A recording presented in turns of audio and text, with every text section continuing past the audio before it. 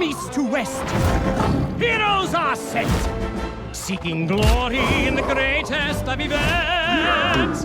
There are knights on noble steeds, those who will bring them to their knees. There are monsters to test their mettle at every turn. Legends will rise based on their merits. There's even pirates riding parrots. It's the grand tournament.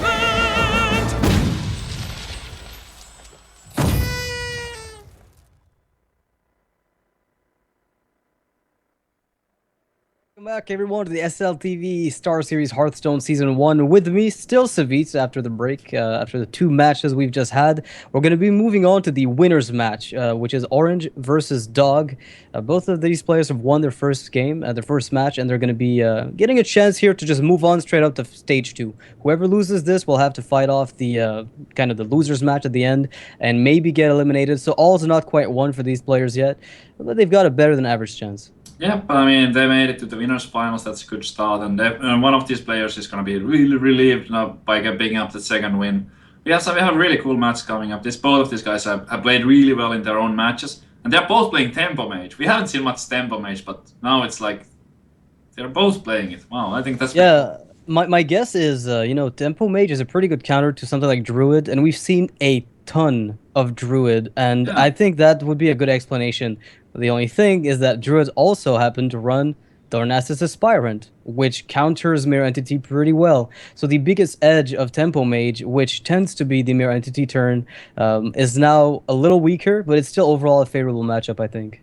Oh, I hadn't even thought about that. The Aspirant into Mirror Entity is so amazing. Yeah. But yeah, I think you're spot on about that, about Tempo Mage being still good against Druid. I haven't played with the after TGT Tempo Mage lists, and I'm not all that familiar with the matchups, like what's a good matchup, what's a bad matchup, but in general, like Mage is a little bit too fast, and the Druid is kind of famous for weak board clear. I mean, yeah, Swipe does deal that extra damage to one target, but in the form of like dealing 4 to the main target, but the one collateral, it's just it doesn't quite cut it against decks like Tempo Mage that can flood the board. Yeah, and the really frustrating part too is that now Tempo Mage has strayed away a bit from mech. So what you run into is a Spell Slinger, and a Spell Slinger is a 3-drop that has 4 health. Druids just don't deal well with Spider Tanks at all in the first place, and they won't deal with the Spell Slinger. It also gives their opponent a spell, so they've got even more things to be careful about. Yeah. I mean, you don't even play around anything, of course. I mean, what can you even play around with Spell Slinger hits? Spell Slinger against Druid is quite amazing. Druid is already struggling to just have enough time to play all their stuff. Like, if both of the decks get to play all of their stuff, the Druid is going to be the winner almost certainly. But just Druid minions tend to be expensive, and sometimes it's too slow to just play those minions on curve. Yeah, to actually remove, like, even removing a Spell Slinger, you'd have to get a really early shade. And, Keeper of the Grove is great, but it kills what? Sorcerer's Apprentice or Silence and Mana Worm. Very often, you don't get that much mileage out of it, unlike against Zoo, where if you innervate it out, then you just get that crazy swing where you kill a Knife Juggler and you can, like, 3 for 1 very easily. But against Tempo Mage, it's a little bit more difficult, because Flame Waker and Spell Slinger they don't really die too easily to the Keeper. Right. Only one of these players is playing a Druid, so if you're gonna see that particular matchup, it would have to be Orange playing the Mage against Dog's Druid. But with both of these players bringing that Tempo Mage, I think we're gonna see a lot of matchups involving that deck, and I'm really excited to see how it plays out. Because I haven't found a consistent Tempo Mage list.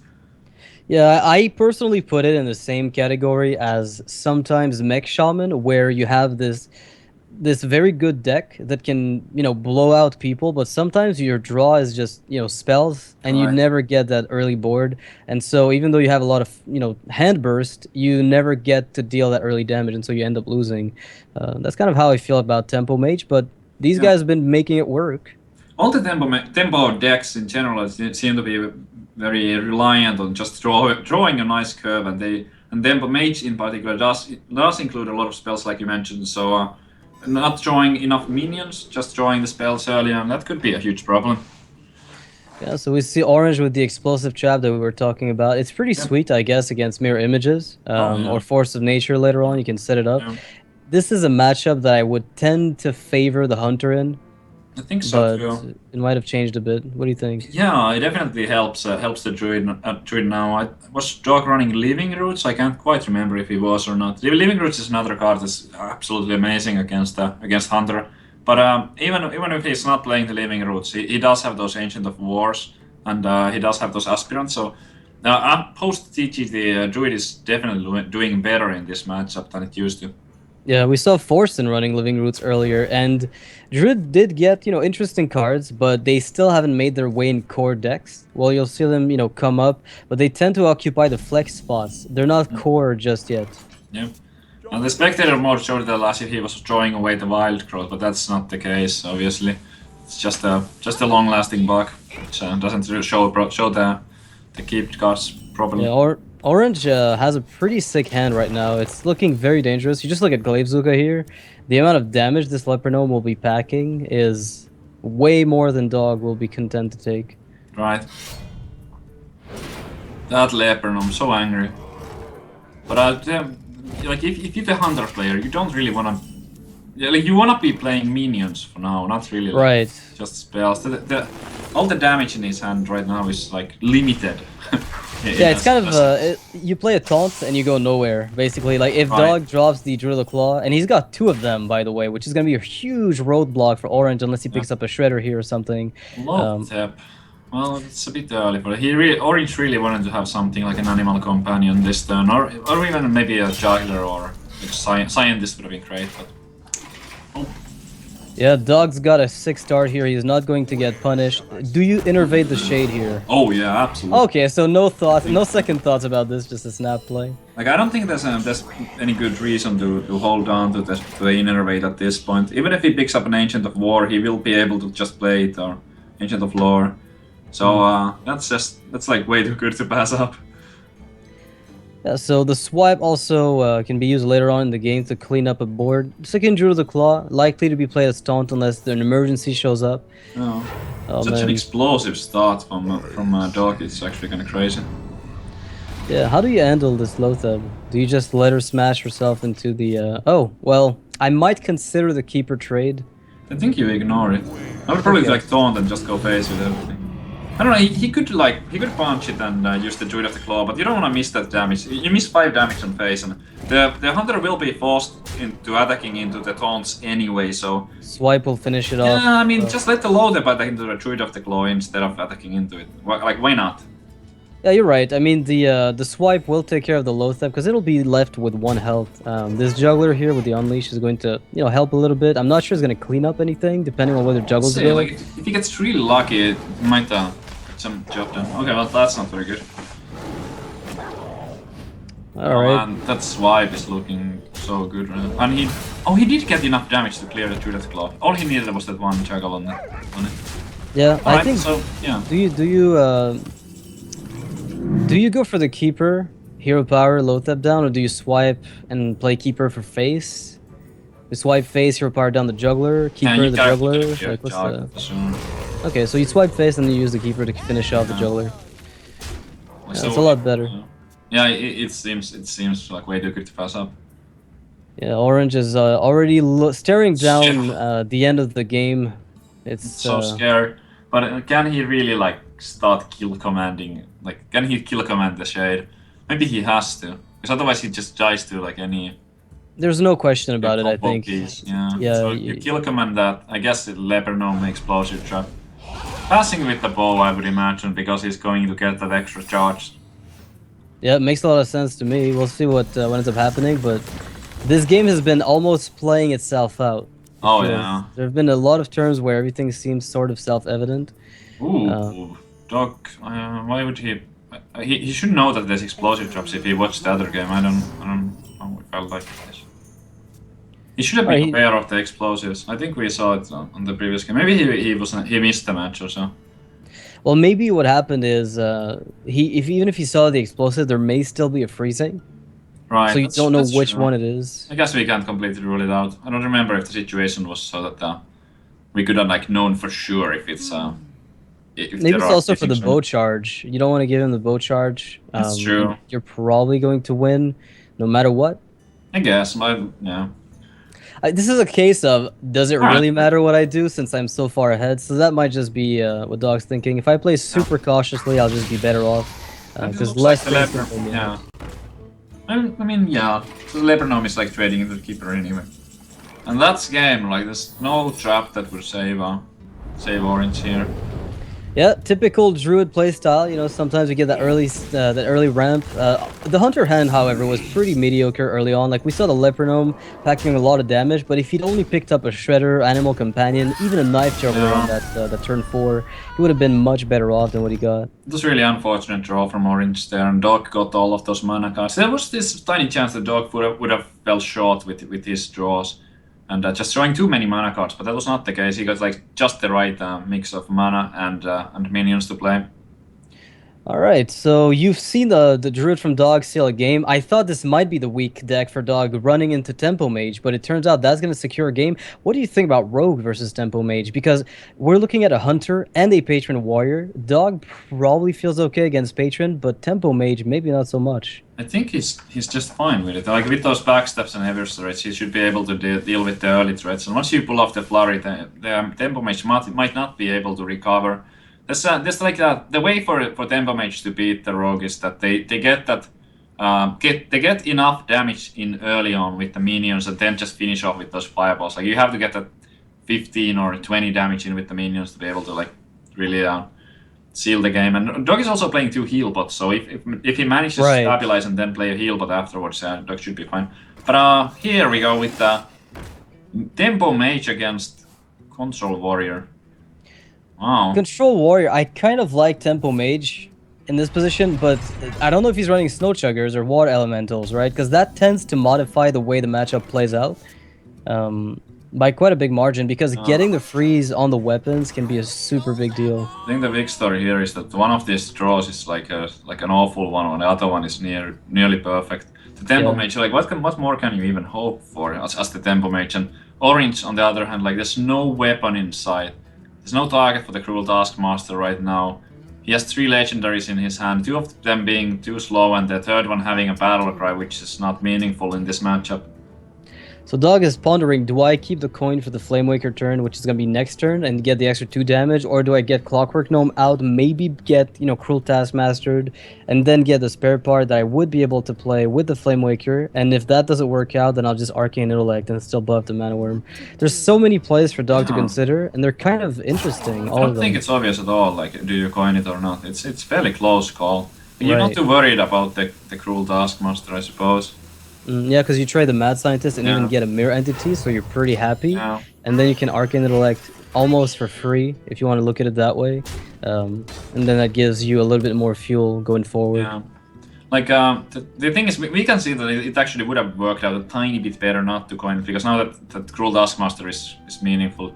But from Dog's perspective, it looks like he doesn't need the coin for curving out nicely. Even without the coin, he will just have a 3 mana minion on turn 3, 4 mana minion on turn 4, because that's one of the important considerations when you coin. Like, do I need it for later on? And he decides that the 2 extra damage from the Flamewaker might not be worth it, because he gets 1 extra damage right here with the Mana Worm and gets to develop that 2-1 on the board. Yeah, Orange is also wondering, do I really want to let him trade the Mad Scientist and get a Mirror Entity out? I mean, that can only be bad, right? Yeah, it's a big problem. I mean, he might still go, like, the Cruel Taskmaster is okay here, but he really needs a weapon, and the shield block might be what draws enables the draw. You're right, great point. I mean, the shield block would compensate the amount of damage he's taking, deny himself a shield slam for the future, but overall, it might just be safer because you're more likely to find a weapon. Yeah, it's a tough call there. I guess I like the Cruel Taskmaster a tiny bit better, but it's definitely difficult.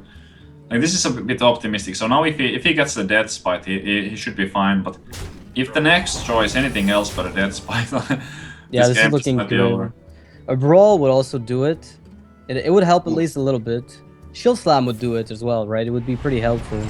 If you can kill... Yeah, that would definitely be... Oh, the Death Spite, just 1 draw too late. Oh man, does Dog just overextend into a Brawl?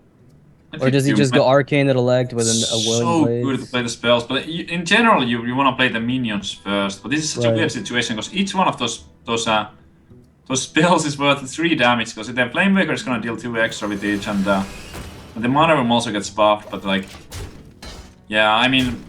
That's Shredder, it's gonna hit for like 8. You wanna get it out there.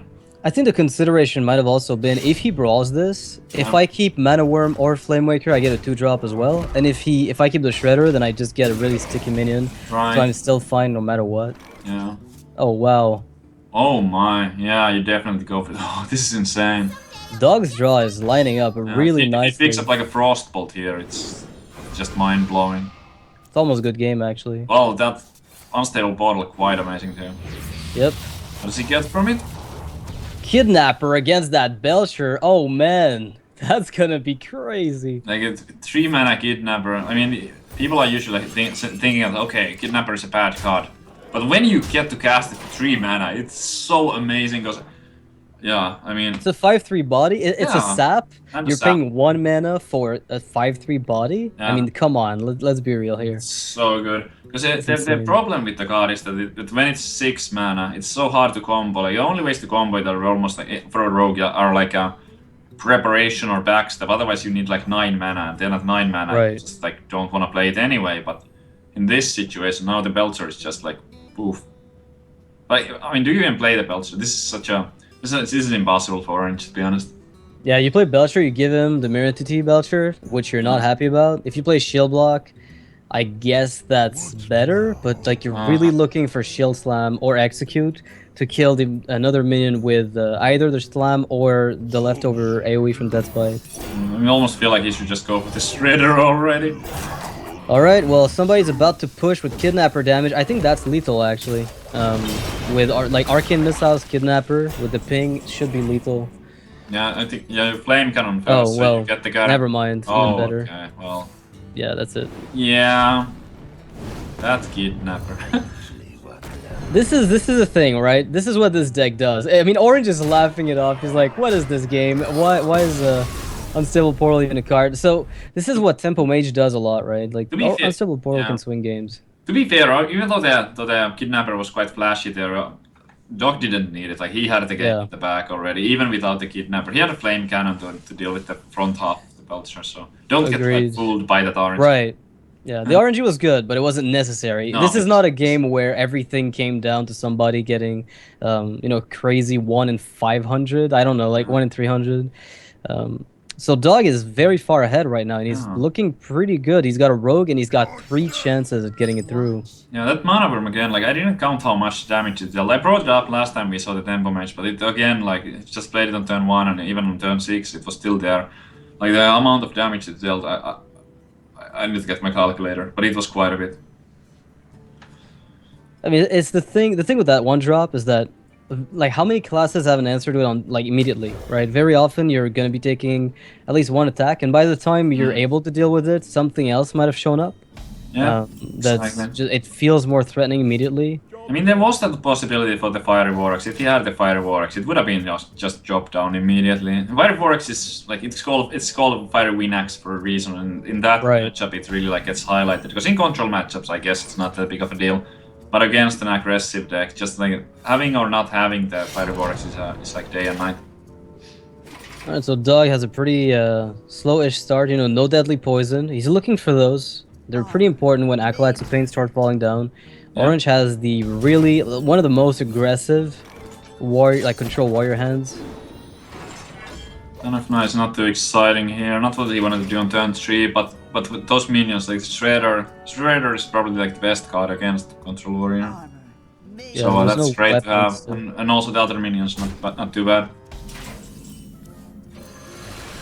Well, this minion heavy hand from Dog could actually work out. Very often you want preps at least to weave in, because it's kind of like playing Execute in Warrior, where you get that turn and you use Execute as a tempo play, because you kill something and you develop a minion. In this case, the Dog is looking for prep to do the exact same thing.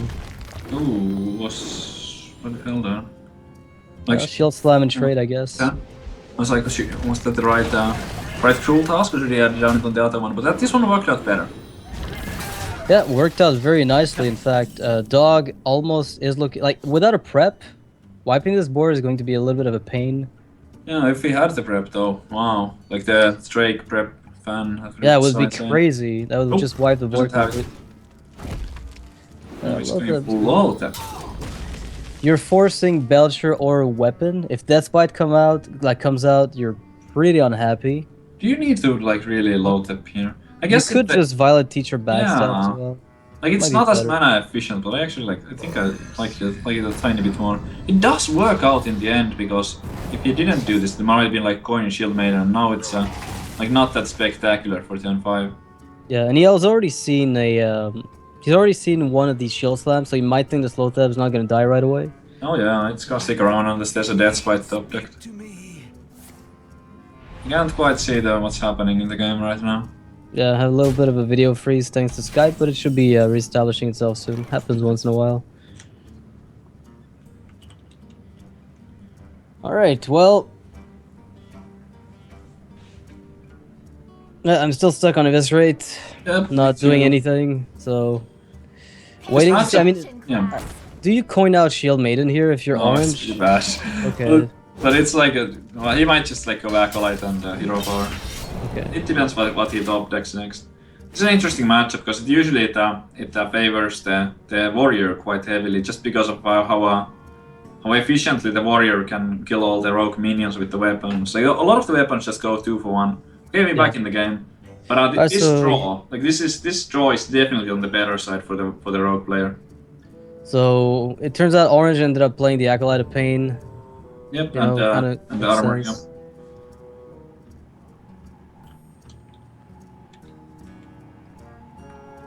Alright, Dog's still looking. I mean, the Deadly Poison is good, but he's still looking for Blade Quarry, I guess, Right. to do anything. I mean, Teacher makes Oil really awkward, but the moment you get a board against a Warrior, unless he's got the Brawl or weapons, and there's not a single one that came up for Orange, it's gonna be a little tough for you to handle. You might be a little bit worried about Brawl. I mean, we can see that it's not there, but if you dog, it's like one of those things that you always have to consider, like, what if he has a Brawl? If you play against Console Warrior, you have to keep it in the back of your mind at all times. I am ready to learn. I'm trying to sort out the technical difficulties as far as the video feed goes for us. I know you guys might be seeing the game, but we casters aren't at the moment, so a little bit of an issue. I have no time for games. Well, Savit, what do you think about Maiden of the Lake? Maiden of the Lake. I don't know, man. Like, where do you play it? And Oh, that was a quick answer. Yeah, I mean, I guess there's really nothing to say about it. I'm not too excited. I mean, I don't know. Yeah, I still feel like that card needs a little bit of help. It's gonna make it to Trollden at some point when somebody does like the Major Dome stuff. I think somebody already did it actually with the Major Dome one. Just I pulled it off once. Yeah. I did it once to some like rank 18 player, but I don't expect it to work ever again. Yeah, I don't know. I'm not too hyped about that. I experimented a little bit with that and like old Dara Drake and stuff, but it's just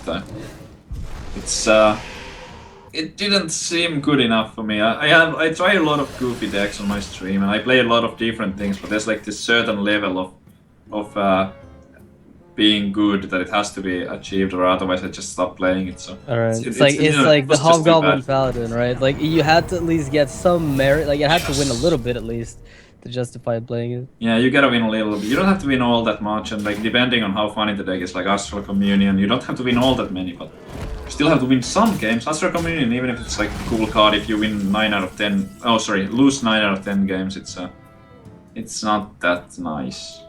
I don't like losing. I don't mind it. Well, no, I do, just because I wish more people played fun decks. And then I'm like, why is my deck not functional? It never works, so people play serious stuff. Mm-hmm. Pay attention, class. Oh well. Technical difficulties still ongoing. Maybe we lost connection with Hearthstone. Life is sad without a Hearthstone game. Oh no, I wanted to see what happened there. You can just guess. Oh, that brawl! Is the one gonna win it? And it does! It would be hilarious if I got it right. Like what's the chance You that come back alive on stream and the brawl actually happened. that would be That's that would be crazy. pretty awesome, but I mean, yeah, it's pretty unlikely. Right, return.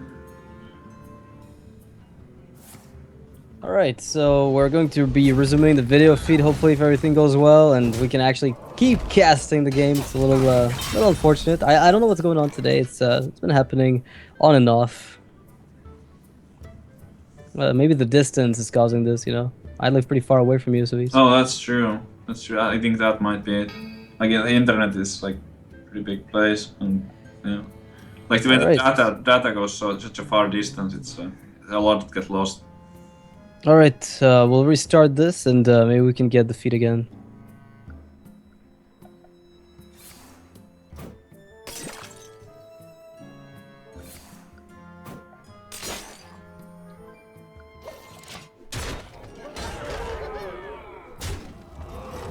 Alright, welcome back. Thanks. Oh man.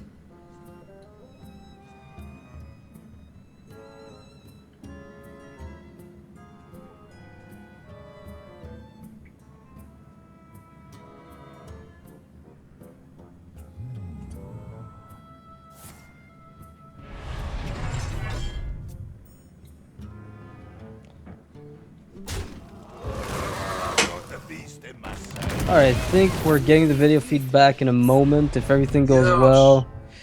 Is the game still ongoing? Whoa, what happened? Oh my goodness. Oh.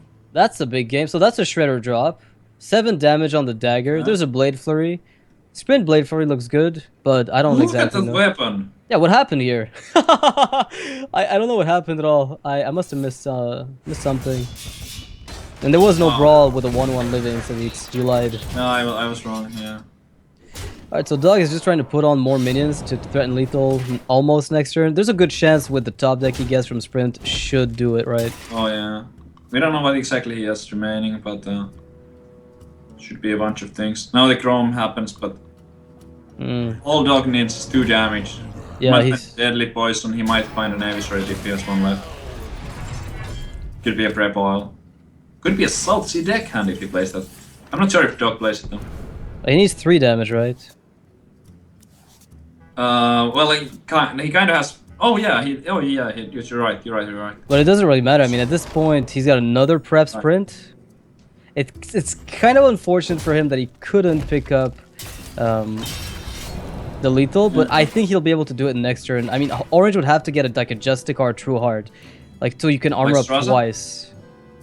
Oh man, Alex would be devastating. I didn't even see Alex in Orange's deck though. I've seen a lot of Control Warriors cut Alex Straza completely since Varian came up. Oh yeah, some people have been cutting it. There's quite a bit of variety in the deck lists right now for Control Warrior. Like, I'm not saying that it's like completely different from each other, but with some of the deck cards, like, you can never know exactly. And that Eviscerate from the top is going to seal it. Dog gonna take the series 3 and 0. So Orange just got knocked back down to the loser's bracket, and Dog moves on for sure to the group stage phase 2. So Orange will have to fight off against whoever wins the next match between Forsen and Stanudachi, the player from Hellraisers. Forsen is still on team no team, so you know, he's not representing anyone like everyone else is. I'm curious to know which of these 2 players is going to win between Forsen and Stan. The lineups seem pretty standard and similar, so we'll see. There's a Zoo deck for Forsen. Yeah, Forsen from team no team. Maybe it's his new team. The no team. There's one difference between both players' decks is Stanudachi is playing Warrior, Control Warrior, and Forsen is playing Freeze Mage. So that should give the edge to Stan in theory. If everything comes down to like mirror matches, I think Stan is also playing Handlock, if I'm not mistaken. Oh yeah. So it depends how the decks line up. And in Conquest, there's a lot of like kind of random factors. You can try to guess what your opponent will start with, but sometimes it's just if one of the players is flipping a coin or like randomizing the starting order, it's just like it takes all the mind games out of the equation. Yeah. So we apologize for the technical difficulties, guys. It's just unfortunate. It was a really quick series, a really short one, and we ended up, you know, being out of it for a little while. Hopefully everything will be resolved in the next one. We'll be back after the break. 10 minutes. Don't go anywhere.